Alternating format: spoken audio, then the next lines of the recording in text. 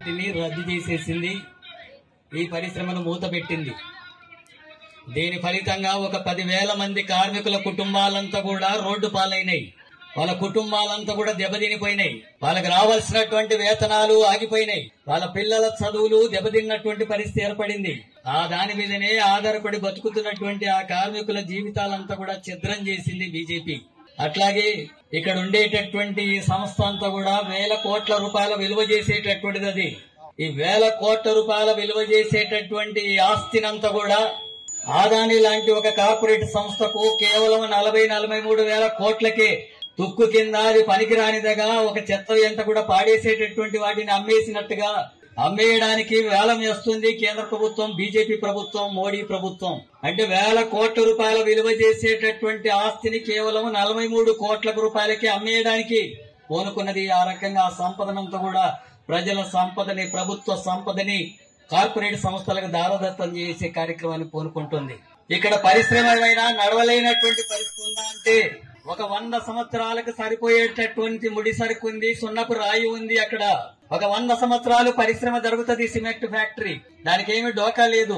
కానీ అయినా సరే, అంత ఉన్నా సరే దాన్ని మూతేసే కార్యక్రమం బీజేపీ చేస్తుంది. అంటే కార్మికులకు వ్యతిరేకంగా బీజేపీ వ్యవహరిస్తుంది. పరిశ్రమలో ఉత్పత్తి అయినటువంటి సిమెంట్ ను ప్రభుత్వమే కొంటే అక్కడ ఇంకా ఉపయోగకరంగా ఉంటుంది. కానీ కొనడం లేదు, మూసేస్తుంది. ఆ పరిశ్రమకు కావాల్సినటువంటి డబ్బులు ఏమైనా సహాయపడమంటే సహాయపడట్లేదు. ఆ రకంగా మూతే పడేసింది. పెద్ద ఎత్తున అందరూ కలిసి పెద్ద ఎత్తున ప్రతిపక్షాలు, పార్టీలు అందరూ కలిసి పోరాడుతున్నటువంటి ఫలితంగా బీజేపీ నాయకులు ఎన్నికలకు ముందు అమిత్ షా వచ్చి ఇక్కడ చెప్పాడట, మన వాళ్ళందరూ కూడా చెప్తున్నారు, బీజేపీ అధికారంలోకి వస్తే ఈ పరిస్థితిని ఓపెన్ చేస్తామని చెప్పారు. ఎందుకు చేయడం లేదు మరి? అట్లాగే ఇక్కడ ఉన్నటువంటి ఎమ్మెల్యే, ఎంపీ ఎన్నికలు జరుగుతున్నటువంటి సందర్భంలో వాళ్ళు చెప్పారట, మేము అధికారంలోకి వస్తే దీన్ని తెరపిస్తామని. ఇప్పుడు ఎందుకు చేయడం లేదు? దాన్ని ఎందుకు అమ్మేయాలని చెప్పి అనుకుంటున్నారు? ఎందుకు వేలం వేయాలని అనుకుంటున్నారు?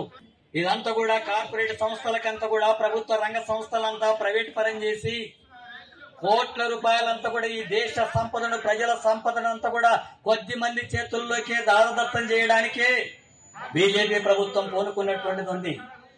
ఒక సిమెంట్ ఫ్యాక్టరీని అది ఆ రకంగా చేయడమే కాదు, ప్రభుత్వ రంగంలో ఉండేటటువంటి అన్ని పరిశ్రమల్ని ఇట్లే ప్రైవేట్ పరం చేస్తుంది. విమానయానాలని కూడా ప్రైవేట్ పరం చేస్తుంది. రైల్వేలను ప్రైవేట్ పరం చేస్తున్నటువంటి పరిస్థితి ఉంది. ఎల్ఐసిని ప్రైవేట్ పరం చేసే కార్యక్రమానికి పూనుకుంటుంది. కొత్తగా ప్రభుత్వ రంగ సంస్థల్లో మోడీ అధికారం వచ్చిన తర్వాత ఒక్క పరిశ్రమ కూడా పెట్టలేదు.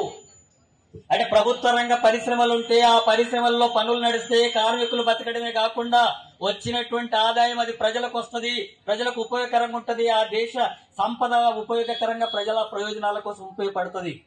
కానీ అట్లా కాకుండా ఈ దేశంలో 1% ఉన్నటువంటి ధనిక వర్గాల చేతుల్లోకి ఈ దేశ సంపదనంతా కూడా దోపిడీ చేయడానికి బీజేపీ ప్రభుత్వం అనుకూలంగా వ్యవహరిస్తున్నటువంటి విధానాలున్నాయి.